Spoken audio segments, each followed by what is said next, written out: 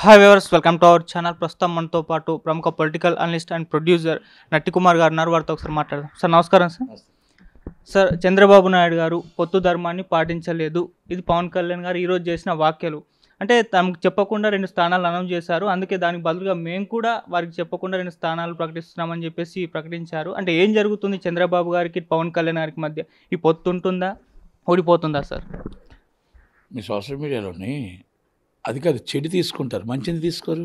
Already దాంట్లో ఆయన మాట్లాడిన మాటల్లో మొత్తం లెక్క చూస్తే ఆయన ఏమన్నారంటే, పార్టీ కార్యకర్తలకు నాయకులకు నేను క్షమాపణ చెప్తున్నా, ఎందుకంటే ఆయనకి ఒత్తిడి ఉండడం వల్ల 2 సీట్లు ఆయన అనౌన్స్ చేశారు. అది నాకు ఒత్తిడి ఉండడం వల్ల నేను 2 సీట్లు అనౌన్స్ చేశాను. ఇప్పుడు పొత్తులోనే వెళ్ళడమే కాకుండా భవిష్యత్తులో కూడా పొత్తులోనే వెళ్తాము. మాకు అభిప్రాయ భేదాలు ఏమీ లేవు. కాకపోతే ఏంటంటే పొత్తులోని అడగకుండా అనౌన్స్ చేయకుండా ఉండవలసినది ఆయన ఒత్తిడి వల్ల చేయాల్సి వచ్చింది. నా ఒత్తిడి వల్ల నేను 2 చేయాల్సి వచ్చింది. పొత్తులోనే వెళ్తున్నాము అన్నమాట చాలా కళాకంటిగా చెప్పాడు. భవిష్యత్తులో కూడా పొత్తులోనే వెళ్తాము. రేపు ఢిల్లీ వెళ్తున్నాను, రేపేనంటే ఢిల్లీ వెళ్తున్నాను, అమిత్ షా గారితో అందరితో కలిపి మళ్ళీ దాని పొత్తు ధర్మం మాట్లాడి ఒక్కసారి వాళ్ళతో కూడా డిసైడ్ చేసుకుని వస్తాను అనేది నాకు తెలిసిన స్క్రోలింగ్లో చూసిన సమాచారం. దాంట్లో ముందు తీసుకొని నాకు అన్నీ వదిలేసి ఇద్దరికి విభేదాలు ఉన్నాయి. ఆ విభేదాలు ఏముండవు. పవన్ కళ్యాణ్ గారు చంద్రబాబు గారు కలిసే పోటీ చేస్తారు, కలిసే గవర్నమెంట్ ఫామ్ చేస్తారు, కలిసే రేపు ఫ్యూచర్ ఉంటారు. అన్నీ మొత్తం 25 ఎంపీ సీట్లు మనమే గెలుస్తున్నాం. ఇది చంద్రబాబు నాయుడు గారు పవన్ కళ్యాణ్ గారు గెలుస్తున్నారు. రేపు 152 సీట్లలో మొత్తం total TDP government and Pawan Kalyan గవర్నమెంటే గెలుస్తుంది. ఆ ఉన్న 10 సీట్లో 9 సీట్లు శరీరం ఎతికెళ్ళిపోతుంది. కనుక ఆఖరికి వచ్చేది 50-60 సీట్లలో వైసీపీ డిపాజిట్లు గల్లంత అయిపోద్ది. అలాగే ఉన్న 10 సీట్లు 15 సీట్లు ఆయనకు వస్తాయి. 1. రెండోది, ఆయనకు అంత భయం లేకపోతే ఓడిపోతా అన్న భయం, ఓటమిని అంగీకరించాడు ఆయన. ఆ భయమే లేకపోతే ఈరోజు ఆంధ్రప్రదేశ్లో సీట్లు ఎందుకు మారుస్తున్నాడు? జగనన్న ముఖం చూస్తే ఓటేస్తారు, జగనన్న పేరు చెప్తే ఓటేస్తారన్న స్టేజ్కి నేను అన్ని అభివృద్ధి కార్యక్రమాలు చేశానని అనుకుంటే జగనన్న పేరు చెప్తే ఓటేస్తారంటే ఎవరి నుంచో పెట్టినా ఓటేయాలి కదా. మరి అందరినీ మార్పులు చేర్పులు ఎందుకు వేస్తున్నారు అంటే, లోకల్ క్యాండిడేట్ని చూసే ఓటేస్తారు, నన్ను చూసి ఓటేయరు కానీ వాళ్ళకి అర్థమైపోయింది. కనుక అందుకే బొత్స సత్యనారాయణ గారికి ఉత్తరాంధ్ర అప్ చెప్పేశారు, ఒక్కొక్క ఏరియాకి ఒక్కొక్కరు అప్ చెప్పేశారు. ఇప్పుడు ఇంకోటి ఏంటంటే, పవన్ కళ్యాణ్ గారు ఒక ఇంకా వ్యాఖ్య కూడా పూర్తిగా కాదు చేస్తే వెంటనే అందుకున్నాడు. మా తమ్ముడు పవన్ కళ్యాణ్ గారికి ఇప్పుడే అర్థమైంది, పొత్తు ధర్మం కాదు, ఏ ధర్మము పాటించడు బ్రదర్ చంద్రబాబు గారు అనుకుని సంబరాల రాంబాబు అప్పుడే తీసుకున్నారు. అంటే ఎప్పుడు విడిపోతారా, ఎప్పుడు మేము గెలిచేస్తామా, ఎప్పుడు వెళ్ళిపోతామా అని నిద్రాహారాలు లేకుండా వాళ్ళిద్దరికి ఎలా గొడవ పెట్టాలి, ఎలా కోవిడ్లు పంపించి గొడవ పెట్టాలనేది వైసీపీ వాళ్ళు 1000 కళ్ళతో ఎదురు చూస్తూ ఉన్నారు. దాన్ని అర్థం చేసుకోవాల్సిన బాధ్యత జనసేన టీడీపీ కార్యకర్తల మీద ఉంది. మీ దాంట్లో కొంతమంది కోవిడ్లను పంపించి రాజకీయాలు చేస్తున్నారు, దాన్ని కొంచెం కనిపెట్టుకోవాల్సిన బాధ్యత అది పవన్ కళ్యాణ్ గారు, చంద్రబాబు గారు, లోకేష్ గారు అందరి మీద ఉంది. కాబట్టి దాన్ని ఆచితూచి అడుగేయాల్సిన బాధ్యత ఉంది. కనుక మనం ఏ ఒక్క మాట బయటికి మీడియాకు వచ్చినా ఆ ఒక్క మీడియా మాటను తీసుకొచ్చి 100 సార్లు సోషల్ మీడియాలో చక్కర్లు కొట్టే విధంగా చేస్తున్నారు. ఈరోజు ఉదయాన్నే ఒక్క మాట పొరపాటున ఆయన అన్న మాటలు కరెక్ట్గానే ఉన్నాయి, ఒక మాటకి దానికి 100 చేసి ఉదయం నుంచి సోషల్ మీడియాలో కొడుతూనే ఉన్నారు అప్పుడే పొత్తు విడిపోద్దని. ఎప్పటికీ బంధం వెడదు, అన్నదమ్ముల అనుబంధం, ఆ అనుబంధం వెడదు. పెద్ద కొడుకుగా ఆయన ఏ రోజైతే వచ్చారో అప్పుడు అలాగే కలిసి ఉంటారు. మాట ఇచ్చిన మాట తప్పని వ్యక్తి పవన్ కళ్యాణ్ గారు. కనుక చంద్రబాబు గారికి ఎప్పుడు సపోర్ట్గానే ఉంటారు. చంద్రబాబు గారు గవర్నమెంట్ ఫామ్ చేస్తున్నారు, నో డౌట్.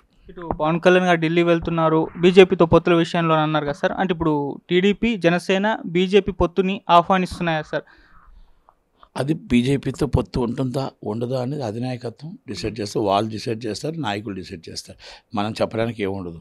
వెళ్తున్నారని స్క్రోలింగ్లో చూశాను, దాన్ని మీకు చెప్పాను. సార్ ఇటు చూస్తే జగన్ గారికి అండ్ షర్మిల గారికి మధ్య మాటల యుద్ధం. నిన్న షర్మిల గారి ప్రెస్ మీట్ కూడా మీరు చూసే ఉంటారు కాబట్టి ఏం చెప్తారు సార్ వీళ్ళిద్దరి మధ్య గొడవ గురించి? వాళ్ళిద్దరు గొడవ ఉంది. అన్నయ్య ఒక పార్టీలో ఉన్నారు, చెల్లి ఒక పార్టీలో ఉంది. రాజన్న బిడ్డలు ఆయన అధికారం కావాలని ఆయన అనుకున్నాడు, నా రాజకీయ భవిష్యత్తు కావాలని ఆమె అనుకుంది. తప్పే ఉంది. ఇది ఇప్పుడు మొత్తం రాజకీయ వ్యూహాల్లో ఎవరు ఏ పార్టీ అని ఉండవచ్చు, ఆ పార్టీని కాపాడుకోవడానికి ఆమె మాట్లాడుతుంది, వాళ్ళ పార్టీని కాపాడుకోవడానికి ఆయన మాట్లాడతాడు అంతే. దాంట్లో తప్పే ఉంది. ఇది రాజకీయ వ్యూహంలో ఆమె సీఎం అవుదామని ఆమె అనుకుంటుంది, ఆయన మళ్ళీ సీఎం అవ్వాలని ఆయన అనుకుంటున్నాడు. అంతే, దాంట్లో తప్పేం లేదే. అన్నదమ్ములు అనేది ఇంట్లోని అన్న చెల్లి అనేది. ఇక్కడ రాజకీయం వైసీపీ పార్టీ వాళ్ళది, కాంగ్రెస్ పార్టీ వీళ్ళది. అంటే నిజమన్న దాన్ని పక్కన పెట్టి ఎవరి స్వార్థం కొరకు వాళ్ళు ఒకరిపైన ఒకరు విమర్శలు చేసుకుంటున్నారు అనుకోవచ్చు. స్వార్థం ఏముంది, నిజమే ఉంది, స్వార్థం ఏముంది. రాజకీయం అంటేనే స్వార్థం, రాజకీయ భవిష్యత్తు అంటేనే స్వార్థం. ఆ రాజన్న బిడ్డకు అసలైన వారసుడు నేనని ఆయన అంటున్నాడు. లేదు అసలైన వారసుడిగా హక్కు నాకు, వారసురాలుగా నాకు హక్కు ఉంది, రాజన్న బిడ్డగా నాకు హక్కు ఉంది. కాబట్టి నన్ను ఆస్వాదించండి ప్రజలు. మా అన్న ఏమీ చేయలేకపోయాడు. మా అన్న మొత్తం టోటల్గా అంధకార్యం చేశాడు. 5 సంవత్సరాలు రాష్ట్రాన్ని అంధకార్యం చేశాడు. ఈరోజు మొత్తం రాజధాని లేని రాష్ట్రం ఏదైనా ఉంటే ఆంధ్రప్రదేశ్ ఉంది. ఇది జగన్మోహన్ రెడ్డి గారు, రాజశేఖర రెడ్డి గారు పేరు తీసేశారు, పేరు పాడు చేసేశారు. ఆయన అభివృద్ధి కార్యక్రమాలు అన్నీ కూడా మొత్తం నీరు కలిపేశారు. ఈరోజు కరెంట్ లేని అంధకార్యంలో అయిపోయింది. కనుక నాకు ఒక్కసారి ఛాన్స్ ఇవ్వండి, నేను రాజశేఖర రెడ్డి గారి బిడ్డగా రాజశేఖర రెడ్డి గారి పాలన తెస్తానని ఆమె అడుగుతుంది, ప్రజలను అడుగుతుంది. తప్పేం లేదు దాంట్లోని. అంటే సార్, ఫ్యామిలీని విడగొట్టింది కాంగ్రెస్ ప్రభుత్వం కాదు, స్వయాన అన్నగారు వల్లే మా ఫ్యామిలీ విడిపోయింది, దానికి మా అమ్మే సాక్ష్యం అని చెప్పారు. అదొక వ్యాఖ్య చేసింది. మళ్ళీ బాబాయ్ ఎలా చనిపోయారో కూడా తెలుసు అని. అంటే ఇటువంటి వ్యాఖ్యలు చేస్తూ జగన్ గారి పైన అంటే ఎందుకు పూర్తిగా చెప్పకుండా సగం ఇలా చేస్తుంది? రాజకీయానికి టైం ఉంది కదా, రోజుకు ఒక బాణం ఎగేస్తూ ఉంటారు. తెలిసిన నిజాలన్నీ ఆమె చెప్పడానికి ముందుకు వచ్చింది, చెప్తూనే వస్తుంది. బాబాయ్ ఎలా చనిపోయాడో అందరికీ తెలుసు. కనుక బాబాయ్ కేసు ఈరోజు ఎవరు చంపారో చెప్పలేని పరిస్థితుల్లో ఆంధ్రప్రదేశ్ గవర్నమెంట్, జగన్మోహన్ రెడ్డి గవర్నమెంట్ ఉంది. కనుక ఆమె ఒకటి మాట చెప్పారు. అమ్మకు తెలుసు అంటే ఆమె రాజకీయంలో ఆయన ఒక్కడే రాజకీయ నాయకుడు కాదు, నేను కూడా ఈ వైసీపీ పార్టీలో ఒక భాగంలో నేను కూడా పాదయాత్ర చేశాను, నేను కూడా కష్టపడ్డాను, ఈ పార్టీ రావడం కోసం నేను కూడా శ్రమించాను. కాబట్టి నాకు కూడా రాజకీయంగా నాకు కూడా పదవి కల్పించాలనుకున్నా. ఆ పదవిని కల్పించకుండా నాకు రావాల్సినవి ఏమున్నాయో అవి కూడా చేయలేదు. కాబట్టి అది మా అమ్మగారి సాక్ష్యం. కాబట్టి జగనన్నే మా పార్టీని, మా కుటుంబాన్ని విడగొట్టాడు, కానీ ఎవరు ఏ పార్టీ కూడా విడగొట్టలేదు అనేది ఆమె చెప్పనకే చెప్పారు. సార్, ఇక యాత్ర 2 మూవీ ఆపడానికి మీరు ప్రయత్నించడానికి చూస్తున్నా. మీరు కూడా ఒక లెటర్ కూడా రాశారు. అంటే ఎందుకు, అంటే మీరు మూవీ చూడకుండానే ఈ మూవీని ఆపడానికి ఎందుకు ప్రయత్నిస్తారు? బరాబర్ సినిమా ఆపడానికే ప్రయత్నం చేస్తాం. ఎందుకంటే యాత్ర వేరు, యాత్ర 2లో దారి తప్పింది. యాత్ర 2లో వ్యంగ్యంగా, అసభ్యకరంగా చంద్రబాబు నాయుడు గారు ట్రైలర్లో మనం చూస్తే చంద్రబాబు, సోనియా గాంధీ గారు అందరినీ కూడా మాట్లాడడం జరిగింది. అంటే ఒక సినిమాని అడ్డు పెట్టుకొని ప్రతిపక్షాన్ని తిట్టడానికే పెట్టుకున్నారు. దానికి సెన్సార్ సర్టిఫికేట్ వాళ్ళు ఆమోద ముద్ర వేసి వైసీపీకి సపోర్ట్గా సెన్సార్ సర్టిఫికేట్ ఇచ్చి తిట్టడానికి ఆ ఒక సినిమాని వదలడం అనేది కరెక్ట్ కాదు.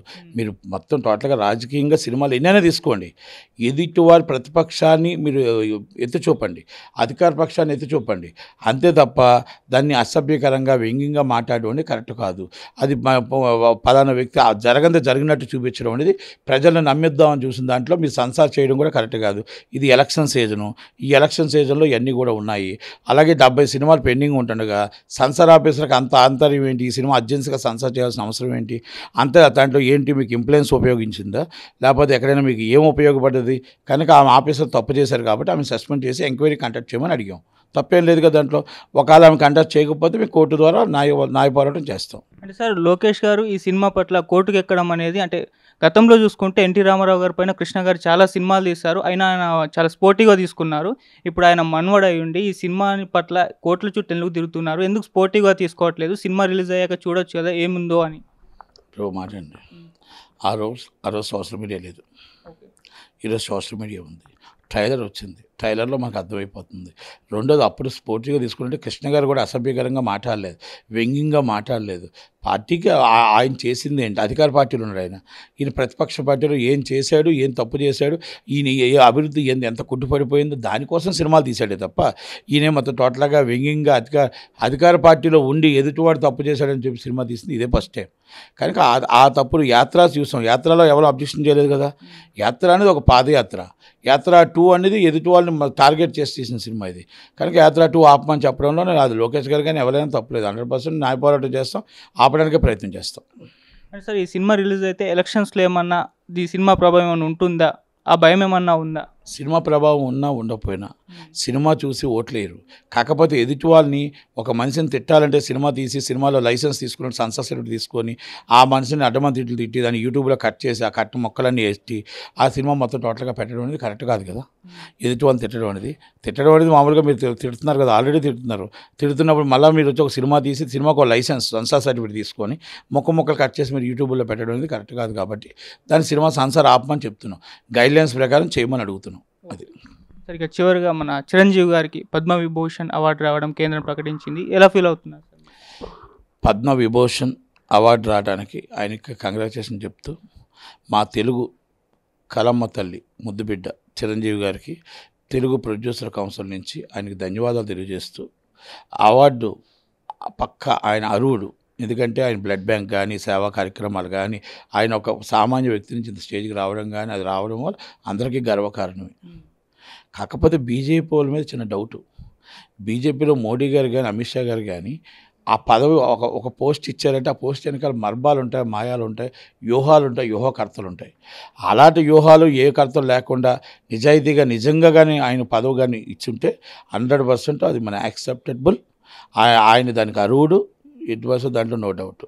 అయితే మళ్ళీ బీజేపీ ఒక గాలం వేసి తమ్ముడు తరపు నుంచి సపోర్ట్ చేసి అన్నయ్యని కూడా సపోర్ట్ చేయమని ఏమైనా పద్మభూషణ్ ఇచ్చిందా, లేకపోతే పార్టీకి లాక్కుందామని ఇచ్చిందా అనేది. ఎందుకంటే మోడీ గారు ఎప్పుడు కూడా ఏ ఏరియాకి ఎక్కడ కూడా ఏ లాభం లేని ఏ పని చేయడు. ఆయన ఏ ఏరియాకి వస్తే ఆ ఏరియా భాష మాట్లాడతాడు. ఆ ఏరియాలో భాష ఏంటి, ఆ ఏరియాలో ఏంటి, ఆ ఏరియాలో లోకల్ ఇష్యూస్ ఏంటి, ఆ చిరంజీవి గారి ఇష్యూ ఏంటి, ఏది ఉన్నా కూడా అది మైండ్కి ఎక్కించుకొని మాట్లాడతాడు.